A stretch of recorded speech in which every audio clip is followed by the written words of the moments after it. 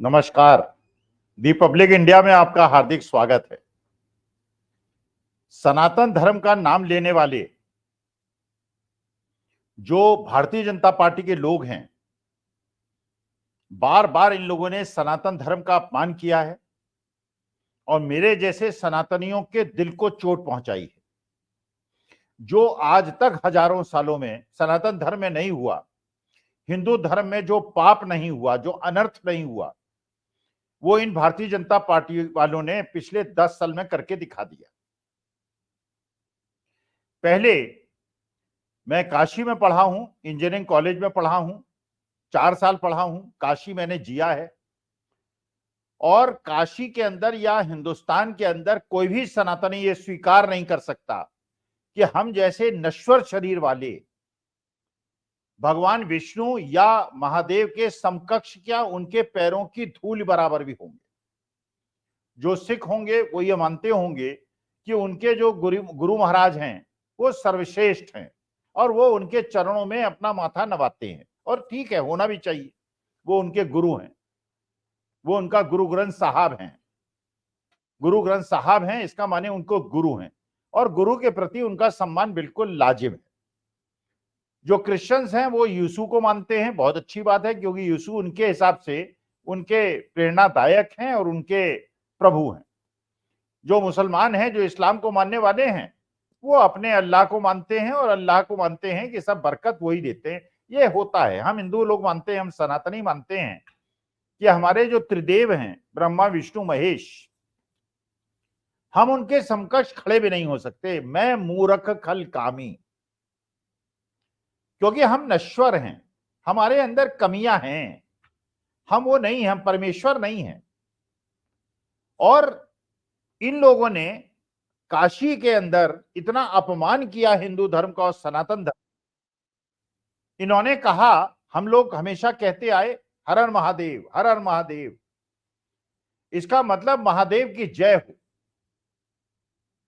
और अगर आप काशी विश्वनाथ टेंपल भी जाएंगे तो वहां जो पुलिस वाले भी बाहर खड़े रहते हैं, वो आपको प्रणाम या नमस्कार नहीं करेंगे, वो आपको महादेव महादेव कह के आपका स्वागत करेंगे। क्योंकि महादेव की नगरी में पुलिस वुलिस भी कुछ नहीं है, एडमिनिस्ट्रेशन भी कुछ नहीं है। वहां के कोतवाल भी अलग हैं काशी के, और प्रभु जो हैं वो भगवान शिव है। उस नगरी के अंदर इन मूर्खों ने, सनातन धर्म पे नाम बदनाम करने वालों ने, हर हर महादेव के स्थान पे हर हर मोदी कह दिया। मोदी जी को भगवान के समकक्ष खड़ा कर दिया, महादेव के समकक्ष खड़ा कर दिया। अब बताइए कितनी धूर्तता है, सनातन धर्म का कितना अपमान है, तिरस्कार है, और किस प्रकार से सनातन धर्म को इन्होंने नीचा दिखाया है, और अपने को ये सनातनी कहते हैं और हिंदू कहते हैं। उसके बाद जब प्राण प्रतिष्ठा हुई राम जन्मभूमि में, वहां पे भी जो प्रकार का अनर्थ इन्होंने किया, शास्त्रों और वेदों का जिस प्रकार से अपमान किया, सनातन धर्म का अपमान किया, हिंदू धर्म का अपमान किया। एक अपूर्ण मंदिर में, शास्त्र विरुद्ध, वेदों के विरुद्ध, एक आधे बने हुए मंदिर में जिसमें शीर्ष नहीं बना था, उसके अंदर इन्होंने प्राण प्रतिष्ठा करा दी और संतासु तंतों को बुलाने के बजाय पूंजीपतियों को बुला लिया और फिल्मी कलाकारों को बुला लिया।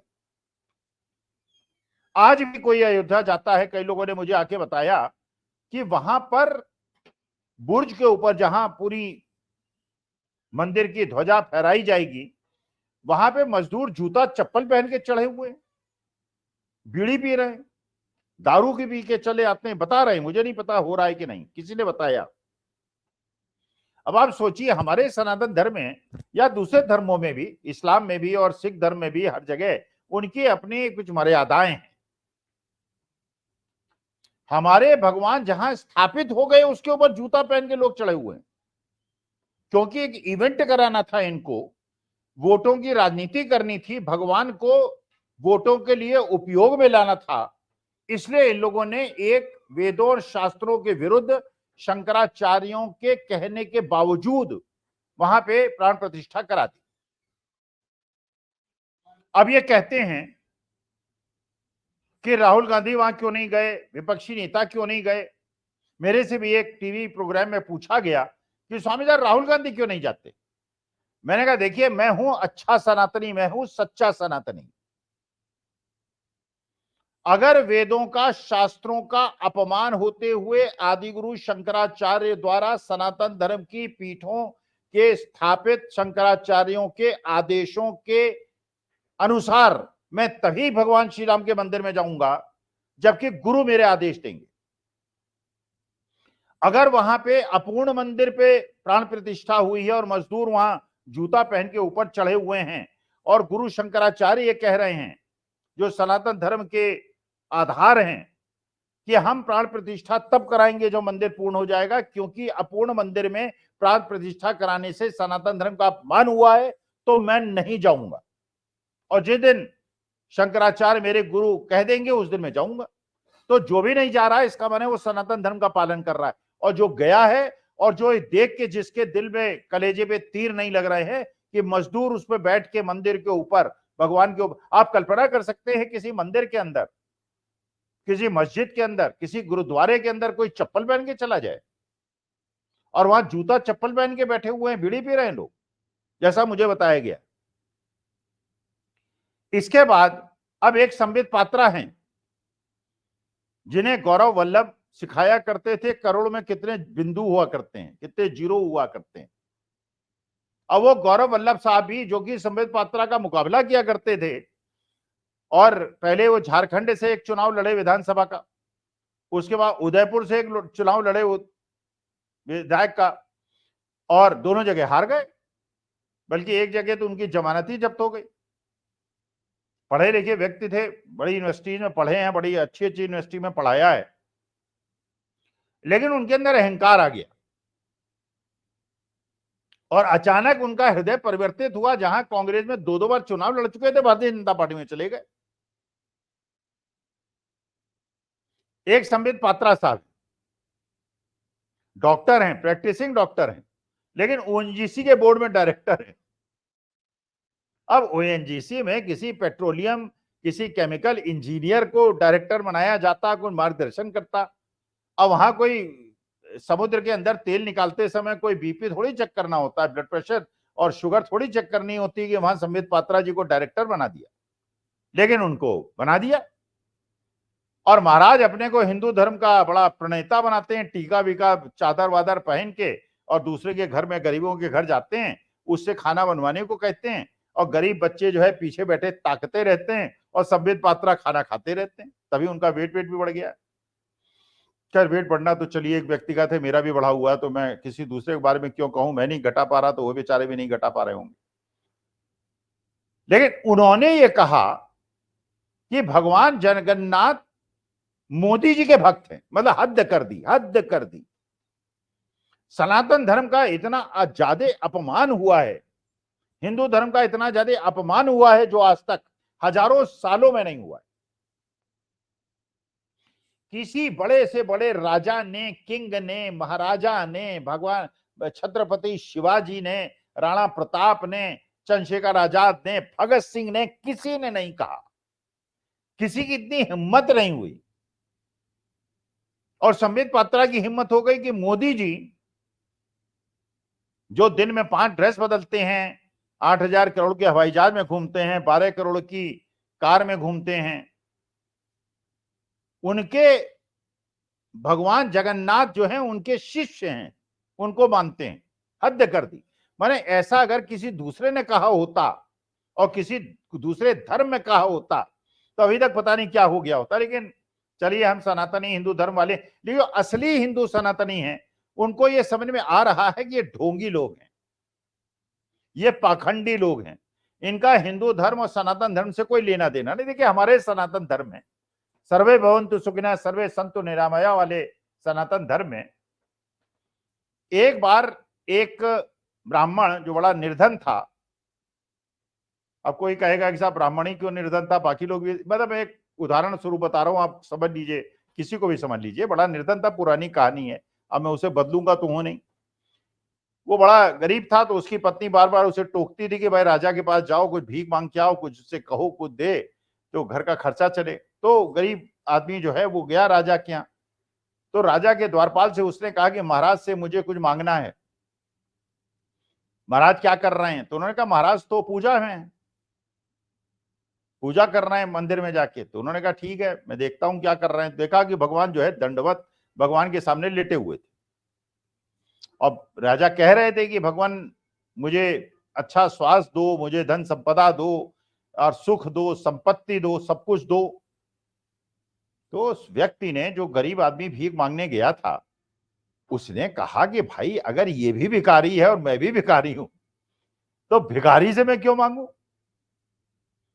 अगर ये भी भगवान से मांग रहा है और मैं भी भगवान से मांग रहा हूं तो मैं सीधे भगवान से मांगू, इस भिखारी से क्यों मांगू? घर वापस आ गया और उसने अपनी पत्नी से कहा, खैर ये किंवदंती है, एक किस्सा है, लेकिन मतलब ये है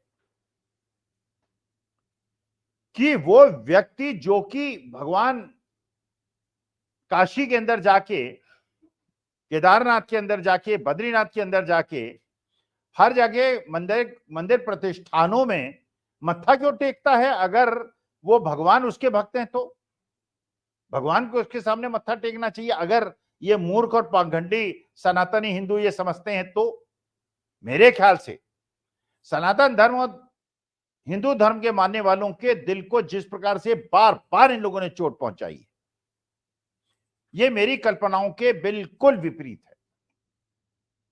और यही कारण है अब असली सनातनी, अच्छे हिंदू धर्म वाले ये समझ गए हैं और इसीलिए इस बार के चुनाव में 2014 और 2019 के चुनावों में जो जनता दिग्भ्रमित हो गई थी, गुमराह हो गई थी, वो अपने रास्ते पे लौट आई। उसको ये समझ में आ गया है कि अगर माननीय मोदी जी विष्णु का अवतार हैं, अगर माननीय मोदी जी के जगन्नाथ भगवान जो है उनके प्रशंसक हैं, तो मेरे देश में गरीबी क्यों है? मेरे देश में 80 करोड़ लोगों को 5 किलो अनाज पे जिंदा क्यों रहना पड़ता है? मेरे देश में लोगों के पास मकान क्यों नहीं है? खाने को क्यों नहीं है? मेरे देश के युवाओं के पास नौकरियां क्यों नहीं है? मेरे देश के बच्चों को आप अग्निवीर में 4 साल की नौकरी देते हो, 21 साल की उम्र में रिटायर कर देते हो और खुद 74 साल की उम्र में 5 साल मांग रहे हो, 79 साल तक नौकरी करोगे आप। जबकि सरकारी नौकरी में आप जानते हैं 60 साल में रिटायरमेंट हो जाता है, कहीं एक्सटेंशन होता है तो 65 साल में हो जाता है। माननीय मोदी जी तो 74 साल के हो गए और अभी भी एक्सटेंशन मांग रहे हैं। जबकि भारतीय जनता पार्टी के खुद के संविधान में है कि 75 साल के बाद मार्गदर्शन मंडल में भेज दिया जाता है व्यक्ति। तो माननीय मोदी जी को सम्मानित, माननीय मोदी जी को 10 साल के अंदर जितना सत्ता सुख मिला है, जितना उन्होंने आनंद लिया है, जितना उन्होंने विश्व का भ्रमण किया है, दूसरे देश के प्रधानमंत्रियों को गले लगाया है। अब ये मत पूछिएगा प्रधानमंत्री कौन से वाले, दूसरे देश के राष्ट्रपति की पत्नी को 7.5 कैरेट का हीरा भेंट किया है, दूसरे देश के राष्ट्रपतियों को झूला झुलाया है, दूसरे देश के प्रधानमंत्री के यहां घर में जाके बिरयानी खाई है और अपनी शपथ ग्रहण समारोह में उनको बुलाया है, जिसको आप कहते हैं हिंदुस्तान का दुश्मन है। तो 10 साल महाराज आपने सत्ता सुख भोग लिया। अमेरिका के अंदर अगर आप होते तो 2 टर्म के बाद प्रेसिडेंट कोई बन ही नहीं सकता।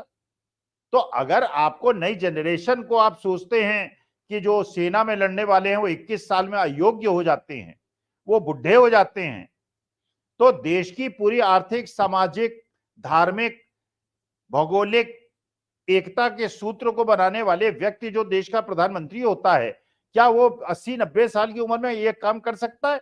उस ऊर्जा के साथ कर सकता है? चाहे वो 80,000 रुपए का मशरूम खाए, चाहे उसके ऐसे चाटुकार हों जो उससे पूछें कि हम चूस के खाते हैं, काट के खाते हैं, या पर्स रखते हैं कि नहीं रखते हैं, आपका चेहरे में इतना तेज कैसे आया हुआ है? अरे देश का तेज देखना है, मेरे देश के बच्चों को नौकरी दे दो, फिर देखो मेरे देश के बच्चे कितने तेजस्वी हैं। उन्हें तो 4 साल में रिटायर कर दोगे, पेंशन लोगों की सरकारी नौकरियों में बंद कर दोगे और खुद पेंशन लोगे। एक बार विधायक जीते, लोकसभा जीते तो पेंशन, 4 बार जीते तो 4 बार पेंशन और जिंदगी भर पेंशन, आनंद ही आनंद। गाड़ी फ्री, खाना फ्री, बिजली फ्री, टेलीफोन फ्री, और हमारे देश के जो सरकारी कर्मचारी हैं उनकी पेंशन खा गया। हम जैसे वरिष्ठ नागरिकों को जो कि रेलवे कंसेशन में 50% का डिस्काउंट मिलता था उसको आप खा गए। जब क्रूड के प्राइसेस $20 तक पहुंच गए तो भी आपने पेट्रोल डीजल के दाम कम नहीं किए। आपने पूंजीपति मित्रों के कॉर्पोरेट टैक्स को कम करके उनको लाभ पहुंचाया और देश की गरीब जनता को जीएसटी बढ़ा के लूट लिया। और 100 रुपए का आप अनाज देते हैं और 500 रुपए जीएसटी में और पेट्रोल डीजल में और उर्वरक में और बाकी कृषि उपकरणों में जीएसटी बढ़ा के उससे लूट लेते हैं। और फिर आप कहते हैं विष्णु के अवतार हैं। तो अगर आप विष्णु के अवतार हैं तो देश के कष्टों को हरिए, केवल बड़े बड़े पूंजीपतियों के ऋण माफ करके उनके अगर कष्टों को हरण करते हैं आप, तो मेरे ख्याल से तो मेरे प्रभु ऐसे नहीं है सनातन धर्म में, हिंदू धर्म में। वो तो भक्त वत्सल हैं, उनके लिए तो कोई गरीब अमीर नहीं है, उनके लिए तो सब समान है। आपके लिए तो कबीर अरबी, क्या आप तो लोगों के कपड़ों से लोगों को पहचानते हैं? आप तो कब्रिस्तान और शमशान में भेद करते हैं, आप तो ईद और दिवाली में भेद करते हैं। बल्कि हमारे हिसाब से, हम सनातनियों के हिसाब से, पूरे विश्व का जितना भी इंसान है, हम मानते हैं, दूसरे धर्म वाले मानते हो न मानते हो, सब प्रभु की संतान है। तो जब सब प्रभु की संतान है और हम एक दूसरे के रिलेशन है, एक ही ब्लड हमारे अंदर बहता है, एक ही प्रकार के हमारे विचार आदर्श होते हैं, तो इस प्रकार का भेद और कपड़ों से पहचानने की आपको आवश्यकता है तो आप भगवान कैसे? अगर कल्पना कीजिए भगवान विष्णु या भगवान महादेव यहाँ पे अवतरित हो जाएं, जैसा उन्होंने वादा किया था, यदा यदा ही धर्मस्य ग्लानिर्भवति भारत अभ्युत्थानम धर्मस्य तदात्मानं सृजाम्यहम्। आएंगे, वो कहा था उन्होंने, आए नहीं। अगर आ जाएंगे तो इस प्रकार की भुखमरी होगी, इस प्रकार की मारकाट होगी, अमीरों 100-100 कमरों में रहेंगे, 20-20 लाख करोड़ की उनकी आमदनी होगी, और देश का गरीब जो है रोटी के लिए तरसेगा, 47 डिग्री 50 डिग्री में सड़कों पे घूमेगा, उसको नौकरी नहीं मिलेगी, उसके धंधे नहीं चलेंगे। भगवान होते तो ऐसा न होता, और आप कह रहे हैं भगवान आपके भक्त हैं। तो सनातन धर्म का, हिंदू धर्म का जिस प्रकार से अपमान भारतीय जनता पार्टी ने किया है, उससे अगले 2 चरणों में, आखिरी चरणों में मुझे लग रहा है, पहले चरणों में जनता ने हिसाब मांग लिया है। जिन्हें धर्मों का अपमान किया है उन्होंने तो मांग ही लिया है। संविधान को छेड़खानी करने की बात करके दलितों, ओबीसीज का भी आपने विश्वास खो दिया है। और जो सवर्ण समाज है, जो बेसिकली अपने को बहुत बड़ा सनातनी कहता है, हिंदू धर्म का मानने वाला कहता है, उसके भी हृदय को आघात किया है आपने। जब हर हर महादेव के बजाय हर हर मोदी आपने कहलवाया, जब आपने अयोध्या के अंदर राम जन्मभूमि की प्राण प्रतिष्ठा शास्त्रों के विरुद्ध कराई, और अब संबित पात्रा ने आपको ये कहा कि जगन्नाथ भगवान आपके प्रशंसक हैं, इससे ज्यादा सनातन धर्म और हिंदू धर्म का अपमान मैं नहीं आज तक सुना, न कभी किसी ने कहा। और मुझे ऐसा लगता है कि जो हमारे भारतवर्ष के मूल सिद्धांत हैं उनसे समझौता करने का समय आ गया है। तो आखिरी 2 फेजेज में देश की जनता निर्णायक युद्ध करे, जिसमें सब लोग अपने अपने धर्म को माने, अपनी अपनी पद्धति और सभ्यता संस्कृति का पालन करें, देश एकजुट हो, प्यार मोहब्बत से रहे, और हम 142 करोड़ लोगों में धर्म और जाति के आधार पे कोई भेद ना हो। नमस्कार, प्रणाम और धन्यवाद।